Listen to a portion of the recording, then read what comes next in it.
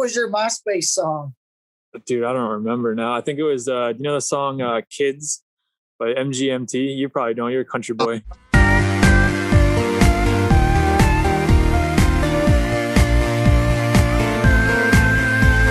Yeah, I don't know what that is.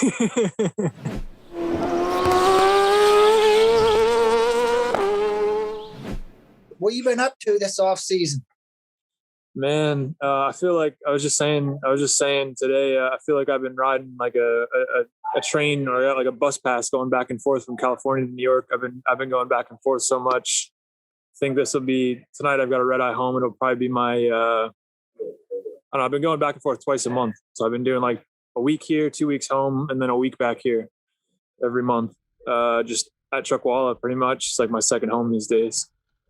So Man, are you there, like riding for the season, or are you there coaching? Just coaching. I wish I was riding for the season. I wish I could be riding my race bikes, but yeah, it's just been coaching with JP, with Jason Pidmore and the JP43 training. Kind of, we got like our crew out there. I know you haven't been out there a whole lot, but we've got a pretty good group of guys. It's kind of a big family out there. So I think during quarantine, like for a fact, obviously the whole industry is killing it. But especially like track days and bikes and stuff like that, as far as people wanting to go out and having some free time to go and ride, has been crazy. So like all of our boys who we normally ride with, before COVID, they were kind of, weekend warrior kind of guys. Now they've got like all week to ride. So they're out there, it'll be like a Tuesday and we'll have like 15 of our boys out on track and doing one-on-ones and just spinning laps. Like this last week was crazy. My sponsor from last year, Iconic Motorbike Auctions, is actually where I'm at right now. So you see like there's a bike up behind me, and I'm actually looking at one of your other brothers right here. Nikki's old bike is right next to me, but they had a track day on Monday, and was pretty cool, pretty exclusive. And then on Tuesday we got the whole track to ourselves. They do like these member days, and we got to hang out, and Michael Dunlop came out and we rode with him, and Michael Gilbert and Wahid, the Cycle World guys. So yeah, there's always something going on out there, but it's been cool to see like all the people kind of just show up. Now they got a bunch of free time, How's things coming together for you for next season? Things have been good. Like I said, we've been doing a lot of riding out here. I feel good. Things are a little stressful. Like today, I just dropped my bike off at Graves. Like I have a brand new stock ZX10 RR 2021, and it's still in showroom stock condition. I've been riding it till this week. It's like we don't have a race bike yet, and really no sign of when exactly we're going to have one done. Everything's on back order for it, so that side of things is stressful. But yeah, I mean the back side of it with sponsorship and all that stuff, I do all that kind of stuff on my own, kind of like Kyle Wyman and some of these other guys who we've had to go out and kind of build our own programs. And it's been tough. You kind of get a mixture of things. There's companies out there that are like, oh, we've had like a crazy good year, but we're just not sure. We don't know what's going to happen after COVID. And so we're like kind of being cautious. And then you have other companies that are just super stoked and like, yeah, we're doing great. Let's do something. And then other people, obviously, they haven't had good years at all. It just kind of depends on the industries that they're in and stuff like that. But yeah, it's been pretty good. I'm like 80% of where I need to be, financially speaking. So that's more than I had last year, and we made it through last year. So I'm pretty pumped about that. You know what I mean? My goal, honestly, going into this off season was to just raise enough money to not have to pay money out of my own pocket from my contingency and my purse money. I did pretty well last year. We had a lot of podiums, but I had to spend a lot of that money on getting to the next round. How hard is it? Like for me, I couldn't imagine, having to like put my own program together and making sure my mechanics travel. And I mean, how hard is that actually to focus on your riding and training? I mean, to put all that together, and then, it's just another burden you have to worry about on the race weekend. Yeah, it's not easy. I think unfortunately the days of your era where you get to be a superstar and show up and got the semi all polished up waiting for you, those days are kind of behind us. Hopefully they come back around, but it's just different now. There's a little bit more work to be done on a rider's point of view, and even like, aside from all that stuff, aside from the logistics and booking flights and finding the money, what's expected out of riders is different now. Like we kind of have to be marketing people. It's really interesting, with the influencer stuff as they call it these days. And that sort of thing. Like there's just as much of a business behind that as there is, the racing sponsorship. It's actually just as important now, I think, with what your social media presence is and your stats and all that kind of stuff. So, because now you like at the races, I always see like everybody has a camera person, videos and stuff. So it is pretty cool though. You get to put out some pretty cool, stuff.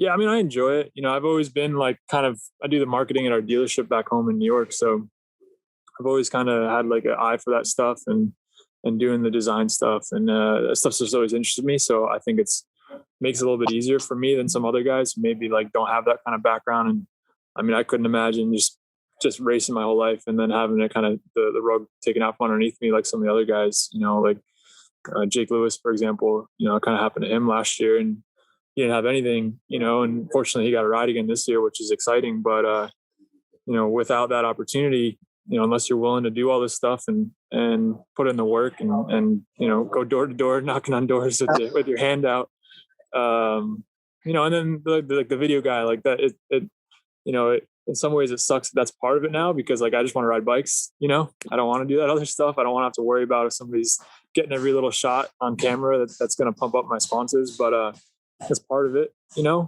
wish some days I could just go out and ride and not have to think about the other stuff. But I do actually enjoy it, and I don't want to say like I'm a control freak, but I like having control of what's going on. I like seeing a finished product. You know what I mean? So I think it's at the end of the day, it's what we do for fun, but it is a business. And so it's like kind of having your own little business, which is cool. Whether or not it makes any money it's a different story, but we're still here and obviously we love it. You know what I mean? So you know how it goes. You're still here too, one way or another. So right.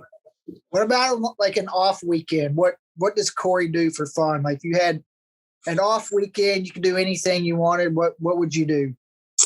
Man. It feels like I don't remember the last time one of those was. A couple of weeks ago was Valentine's Day. You know how that goes. So they can be pricey those weekends. But yeah, I mean, I just like hanging out. We have such a busy schedule and I enjoy just hanging out. Like being home, hanging out with my pup, seeing family. I mean, I've got a huge family. A lot of people don't realize like I'm one of 6. So, and I'm the oldest. So I've got, kind of my mom's got some kids and my dad's got a son. So I've got a brother here and a few other ones elsewhere, so I kind of try to spread my love out a little bit and see everybody when I get free time. I'm not home for a few weeks at a time or a month at a time, so, as I got older, that kind of became more of a priority for me. I think when I was younger, I wasn't around much and you don't really think about it at the time because you're still a kid. I was still a kid back then. So it's just like, oh, that's what I'm going to go do. I'm going to go race bikes and I won't be home for 3 months or something like that. I didn't really think much of it. But then you get home after a few years and your little brother and sister aren't little anymore. They're all grown up. So now I definitely put a little more focus on trying to get home and see them. So that's usually what I do. I mean, thing is like our dealership, like most dealerships, is open Tuesday through Saturday. So I really don't get a full weekend. I get a Sunday, Monday, I hear you. I mean, as you get older, I'm kind of the same way. Like when there's an off weekend, I just want to sit home and, not to do anything. What about, I seen you got the, your clothing line. Where did that come from? Yeah. So I've had that since 2012. Corey Texter, from Flat Track. He actually kind of started it, kind of in memory of his dad a little bit and just something that he wanted to start when we were a bit younger. And I jumped on board and did all the design work with him. And then he wanted to get out of it. So I kind of just kept going with it. And for a while there, it was, it took up a lot of my time and we did pretty well with it. And then, it's just hard to do anything else when you're racing. I mean, it's a clothing and anytime you're doing a startup business, anything like that, it's like either 110% or nothing. And it got to the point where like racing obviously is one of those things that's also 110%. So I didn't have any more percent to give to to both, you know what I mean? So the clothing company kind of went to the side. But this last year, I mean, ever since I really started doing the racing program on my own, like I really wanted to bring it back just because it's like, you know, if I have this opportunity to market something, I might as well, you know, make it my own and utilize that kind of channel to sell some stuff. So I've wanted to bring it back. And then being in New York, like there's no other racers around, right? Like I don't have any really. PJ's from PJ Jacobson. He lives kind of near me, but he's kind of off in his own little world a little bit further up north than I am. And then that's really it. You know, nobody else is around. So it's not like I have buddies or anything like that to kind of like feed off of or do stuff with.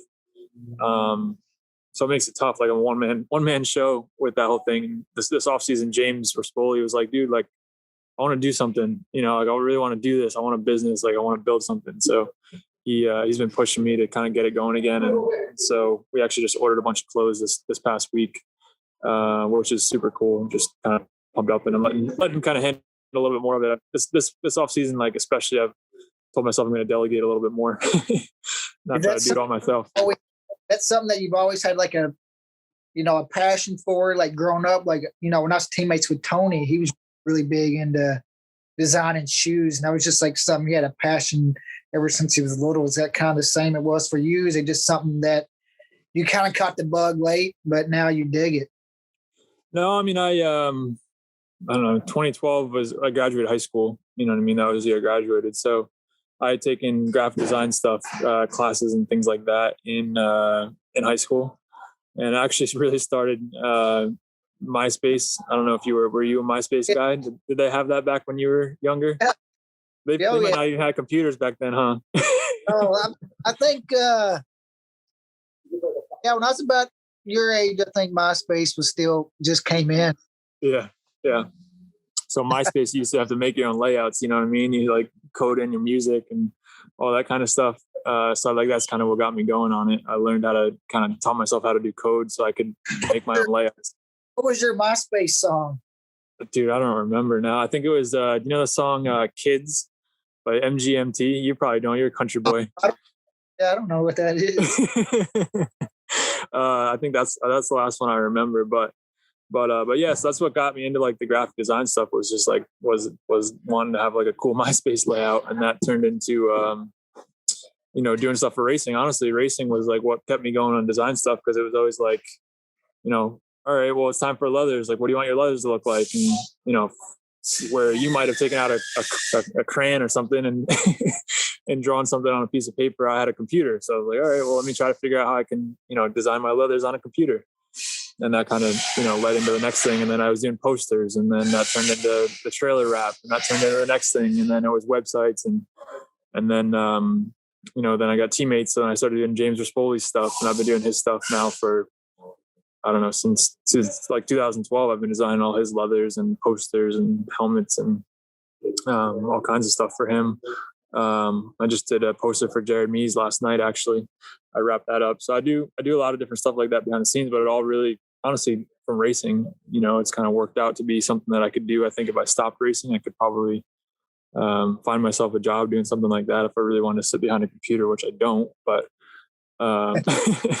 you know, I always say too, like working for other people, it's fun when you can make your own stuff and like how you want, you know, but then when you get somebody's like, nah, and they're nitpicking and, you know, that kind of thing, it's like, it's not so fun anymore, you know? So, yeah.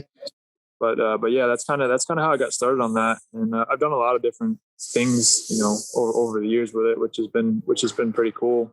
But like I said, I enjoy all of it. It's kind of all different pieces, you know, but I think,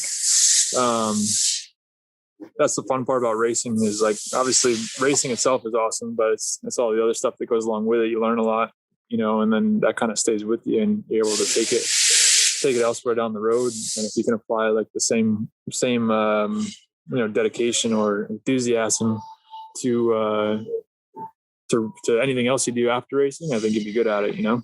Speaking of racing coming up in the season, what's your expectations coming up in the new season? Last year was kind of almost like a breakout season because, you weren't racing full time the year before and stuff like that. And last year, constantly on the podium and winning some races. So must have some high expectations coming into this coming season. Yeah. Obviously Cam didn't make it easy last year on us. Basically, last time I raced was really for a full season was 2014, I guess it was. 2015 rather. I raced in R6 in Super Sport. And then after that, we did like a Ducati thing for half the year, and I had a back injury that I had to get some surgery on. And that kind of, took me out for a little bit. And then things kind of changed in racing. It's a lot harder to come back and just find a ride. You know what I mean? That doesn't really exist anymore. Just finding a ride, like they pop up out of nowhere or something, So I kind of got to the point where I was done with it. I thought that was it. I thought I was done racing. So at least road racing, I wanted to keep racing. I wanted to keep doing something. So I tried giving flat track a run.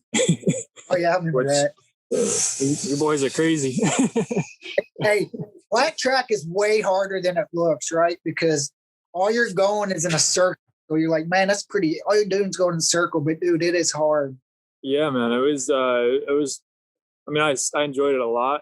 It was one of the hard things I've had to do, but I enjoyed I went from having won some races, having won a championship road racing to being a new guy and having to basically teach myself how to do something from the very beginning. And I learned a lot from it, but yeah, I did that. And I think I only made one main and I got last place. So, but I did that for a year and a half. And then I showed back up just for fun. I was like, it's kind of a goal just to get back on a road race bike. And fortunately, I had a lot of good friends and personal sponsors that kind of just got me there just to be able to do that. And we ended up getting on the podium for like the 3 races I showed up at the end of 2019. And I was like, okay, well, I guess I still can do this, And I think flat track actually, I think I learned so much from flat track. It made me, I was going from race to race for the first time. I was used to flying in and I had the semi there waiting for me. I was, had the hotel rooms. I was used to all that road racing. And then I went to flat track and I joined the Chevy Express gang. So I had a Chevy Express and I was driving cross country and I didn't have a mechanic. I had to learn how to change tires and wheels and sprockets. It is scary, believe me. That's like the worst part when you're out there like wondering like, man, I hope I tightened my wheel all the way. But just the aggression. Like I was talking to Maxwell yesterday. We were riding flat track actually at Blackmore out here. And I said I learned so much from flat track, just from the sense of like, you go out the first lap and you don't have a choice. If you're not up to speed in your first 2 laps, you don't have much more time than that. You know what I mean? You get 4 laps for qualifying or whatever it is now. I don't know how they're doing it anymore, but it was like 4 laps and you got to be up to speed, and then you got a heat race and you're banging bars and it's really hectic. So yeah, if you're not up to pace, I think that was one of the biggest things. You got to be aggressive, and things aren't always perfect. You don't have a perfect line all the time, and there's no consistency. And those guys aren't scared. Nobody gives you an somebody just a little bit of room. I mean, you have to take it. Yeah. And then there's just the different, like, there's so much more that goes into it when people realize like the different dirts and looking for tacky stuff. You don't want the dry stuff, and there's so many more nuances to it than what you would think on the outside. Like you said, you think it's just going around in circles, but it's not.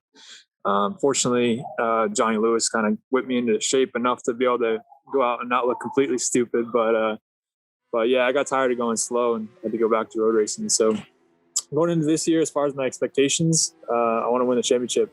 That's my plan. Last year going into it, I was like, I had a couple podiums, so I was like, oh, it'd be cool. I think we could do well, win some races maybe, and see what happens. And then it went really well. It was just not as well as Cam. Cam was, at a little bit of a different level, but he had also been there for, while I was sitting home on the couch or racing flat track. He was on a Superbike team. And it's hard to compete with that. It's hard to compete with somebody who's been there when you're not. But but I was really happy with how we did anyway. And I learned a lot from it. And, you know, we had actually talked about some things, even, you know, you had kind of given me some advice, and those are things I took into the off season that I really thought about, and I've tried to make some strides on getting better. So yeah, I want to win the championship. I know Jake Lewis being in the class is going to be awesome. We haven't really officially announced what I'm doing, but I'll be in super stock again. Not that that's a secret. Just officially announced it. Oh yeah, it's officially announced now. And Superbike as well. I think, you know, I want to make more of a splash in Superbike this year. I want to be more competitive in Superbike than we were last year. Kind of just, I did it for the money last year. You know, it has a good payout, and so it helped me get from race to race. But this year, I want to actually go out and try to do something and make a mark in the class. But yeah, really just keep progressing on where we were last year. I mean, last year we were on the podium almost every race, and so if we can do that again and just another step higher, we'll be in good shape, you know. Yep. All right. Well, Corey, good luck next season. I appreciate you, you know, coming on here and giving us some time and getting a look at other things besides racing, you know, the clothing line and different stuff. So appreciate your time. Yeah, thank you. And then hopefully we'll have some more announcements here in a couple of weeks on what things will look like. We got some exciting stuff behind the scenes going on, and you know, nothing crazy, but you know, you guys will hear about it sooner or later. So pretty excited. All right. Well, I appreciate it, man. Take care. All right. See ya. Hey, brother.